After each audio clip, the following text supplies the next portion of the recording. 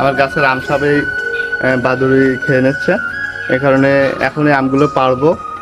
সবগুলো পারবো না, কিছু আম পারবো আর কিছু আম গাছে থাকবে, অল্প কিছু পারবো এখন।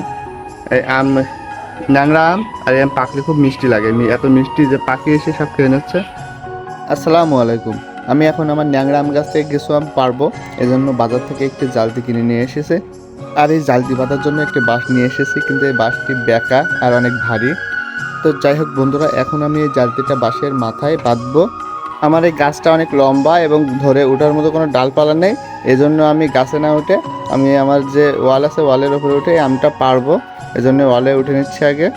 এখান থেকে আমি আমগুলো পারছি, কিন্তু এই জালতির এই বাঁশটা অনেক ভারী হয়, আম পাড়তে অসুবিধা হয়ে যাচ্ছে এবং বেশি আম পাড়তে পারলাম না। কিছু আম পেড়ে নিচে নেমে গেলাম।